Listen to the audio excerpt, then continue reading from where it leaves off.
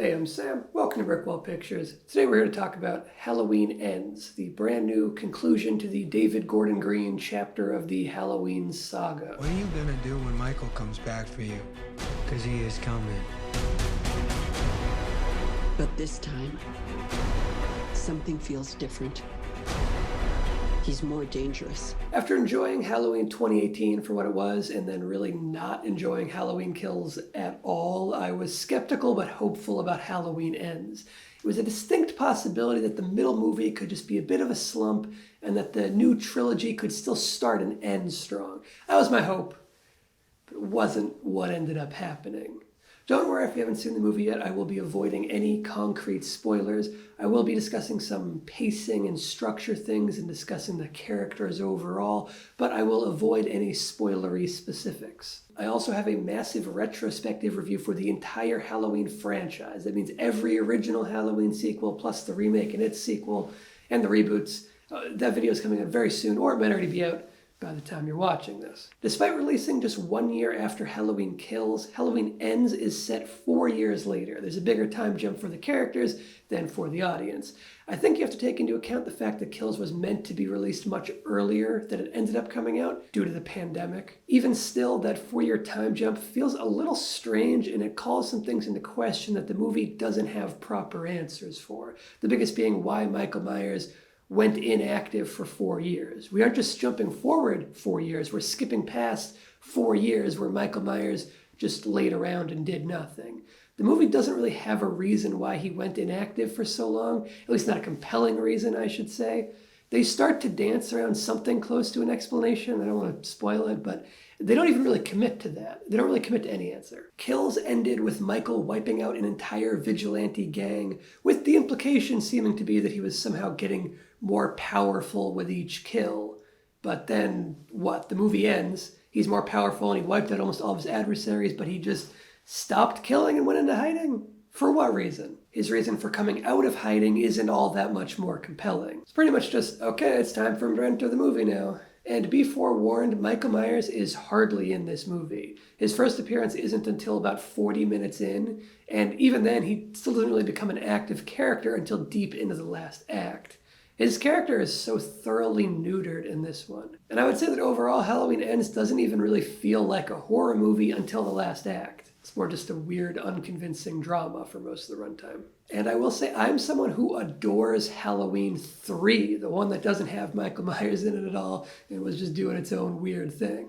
I give the creative team behind Halloween Ends a little bit of credit for taking a fairly bold story route that decidedly doesn't give audiences what they expect or even what they want.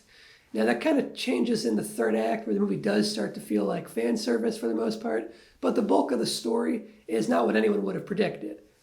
Mostly because the primary focus for the majority of this movie has nothing to do with anything in the previous Halloween movies. I want to emphasize that I don't think there's anything wrong with this in theory. I could absolutely be on board with this choice if it were executed well.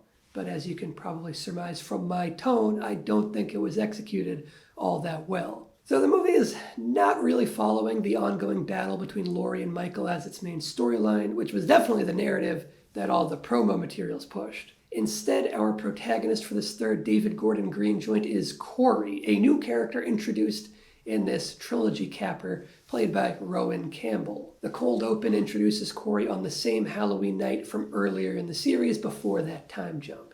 He's a babysitter, paralleling Laurie, except instead of protecting a child from Michael Myers, Michael is not involved and Corey kills the kid, completely by accident. It is a tragic mishap that leads to him being incarcerated. Now, as far as I can tell, that 4-year jump seems to be in the movie primarily to justify Corey serving time for this accidental killing and being released by the time the main story is in motion. I don't know if that was the best creative decision. It puts a ton of unjustified baggage on the other elements of the film in order to justify this one element. Not the best trade-off, I don't think, especially when it's a story thread that didn't need to happen. It's pretty obvious what this extended cold open is building to right off the bat, meaning it's not a surprise at all when he accidentally kills a kid. It's like kind of the only thing that could feasibly happen, like from the very beginning. So it doesn't work on a surprise level, but it is interesting. I'll give it that. And it does set up an interesting character in this Corey fella, and I think Rowan Campbell does a pretty good job in the role. There are plenty of things about Corey's arc that do not work especially well, but he is definitely the character that seems to have had the most time and attention paid to him during the writing process. Everyone else, Laurie Strode included, feels like they're given short shrift. Corey is really the protagonist at this point. It seems like Allison from the previous two movies, Laurie's granddaughter, seems like she's supposed to be the protagonist, but it just does not come off that way at all. Her and Corey are paired up as a romantic coupling. I just don't buy that. Or at least I don't buy the extent of their supposed passion and deep feelings. A little flirtation, sure, whatever. I can buy that between them. But I was not sold at all on anything beyond that. And the movie goes far beyond that. The plot really does hinge on you believing Allison's committed feelings towards Corey. The issue is that Corey feels like a full character, but Allison only feels like half a character. And I don't put any of that on the actor, by the way. I think Andi Matichak does what she can in the role. The problems are in the writing. Allison has no substance as an individual. The movie defines her by how Corey feels about her and by how Laurie feels about her, leaving Allison to feel like a plot device or like a MacGuffin more than a human being with anything of her own to contribute. Most of my issues with ends in general stem from the writing. I've said it before and I'll say it again, more than 2 writers on a project is usually a red flag. There are exceptions, of course, but more than 2 minds contributing to a script tends to leave things messy, unfocused, or both. Halloween 2018 had 3 writers, Halloween Kills had 3 writers, Halloween Ends had 4 writers. Now we have to talk about Laurie Strode, the heart and soul of the series.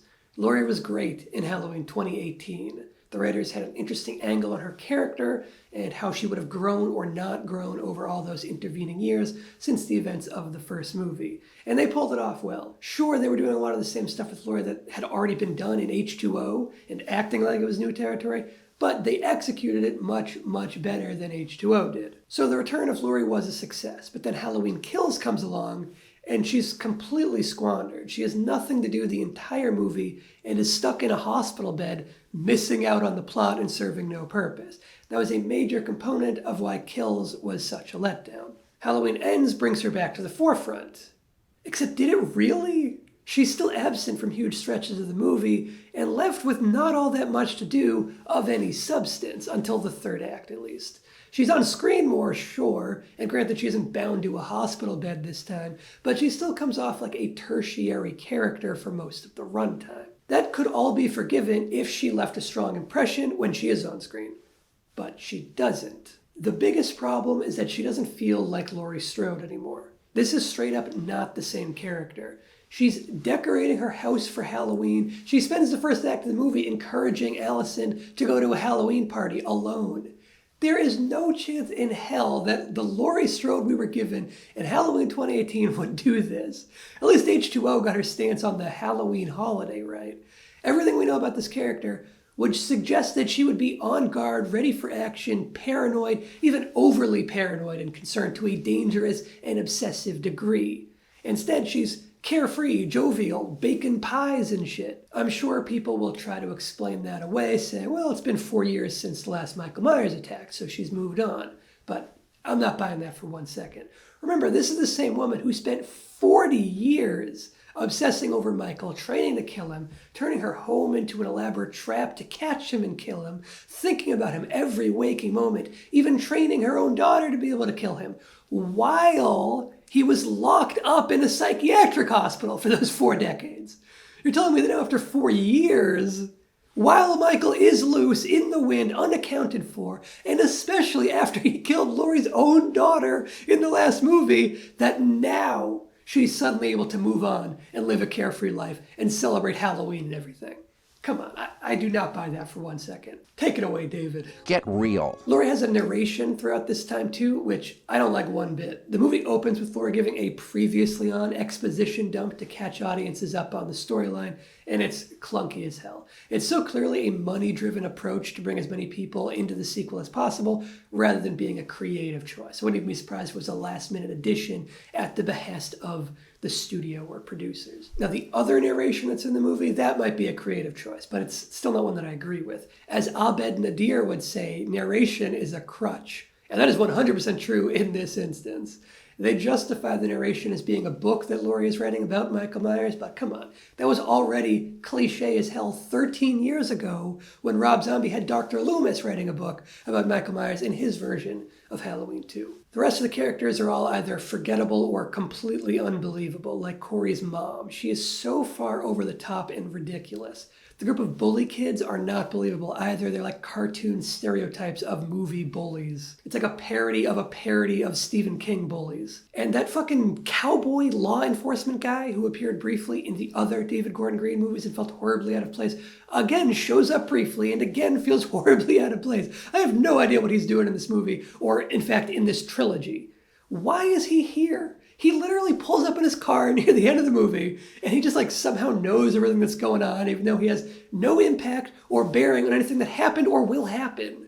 Why is he in the movie? When that guy popped up in Halloween 2018, I felt for sure that he was only planted there to set him up for something bigger in the sequels. But then he just continued to occupy that weird small space in each movie in this new trilogy. I have to think that maybe there were bigger plans for the character initially and then those got dropped, because otherwise, why include him at all? The movie poses the question of why haven't Laurie or Allison left Haddonfield, but then it doesn't offer any compelling answer for that question. Because all your memories are there, really? That's what she says. You mean all your memories of your friends and your mom being butchered? Oh yeah, why would anyone want to leave those memories behind? This was an issue in Halloween Kills too. The fact that the militia is comprised of every barely relevant character from the original Halloween, and the fact that none of them had ever left Haddonfield. It's so far outside believability in the real world. I mentioned at the start that Halloween Ends doesn't really feel like a horror movie for a lot of its runtime. It's really only in the last act where it feels like one, where it feels like, okay, we're back in the horror territory again. And to its credit, the movie does get substantially more entertaining in this last act. There are a couple of fun kills and some enjoyable moments peppered in there, but there's also some real eye-roll moments and even a moment or two of horribly contrived BS that I won't delve into because it would require spoilers, and I'm not going to go there. All right, I'm almost done complaining here. Just a couple of quick, smaller things that don't really matter all that much. First, this is the fourth movie in the franchise where Michael Myers has been hit over the head with a fire extinguisher in particular.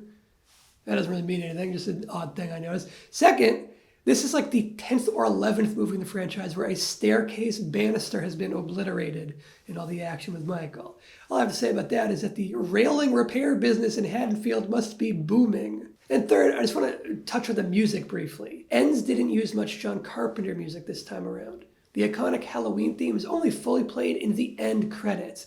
And it's like the third song in the end credits, not even like the first one, you know. In place of the Carpenter music is a priority on needle drops, which aren't necessarily a bad thing. There's even one I kind of liked. But when you have the man, John Carpenter, at your disposal, it just seems misguided not to utilize his music to the fullest extent possible. His new and old music, in the way that it was used, helped Halloween 2018 significantly, but it's much less a part of the equation now. The last thing I want to say does get into some spoiler territory, but honestly it's baked into the whole premise and promise and title of the movie, so I actually don't think it really constitutes a spoiler in the traditional sense, even though it is the end of the movie. And I still won't get into any specifics, but regardless, consider this your vague spoiler warning. Skip to the time code on screen to hear my wrap-up. I can at least give Halloween Ends credit for delivering on the promised finality. H2O also tried to deliver on the finality, but then another cash-grabby sequel immediately retconned that. Hell, even the original Halloween 2 tried to deliver on finality before that got undone as well. The series just cannot end. But it ends. It ends. It would be pretty hard to retcon this ending and keep the series going without pulling some monumental bullshit that would never fly with most audiences. So I think this is at least the end of the David Gordon Green trilogy. And it is good to have that closure. Will it really be the last of Michael Myers, however? I'm doubtful, honestly. I think the keys to the kingdom will eventually pass into different hands, and the property will be inevitably rebooted, because the film industry is driven by money on the studio and producer side far more than by creativity or even quality, like, let's be honest. Halloween Ends is a big old mess. I had hoped that it could redeem this new trilogy, but I actually think it did the opposite. As much as I didn't enjoy Kills, I think I enjoyed Ends even less. And each of these sequels kind of hurts Halloween 2018 in retrospect too, now that we know that this is what that movie was building towards, and that this is where those characters ended up. Be sure to watch my full Halloween series retrospective where I review every single movie in the entire franchise. Subscribe so you don't miss out when it comes out soon. Happy Halloween, everyone! Be sure to check out some good horror movies this year. So long!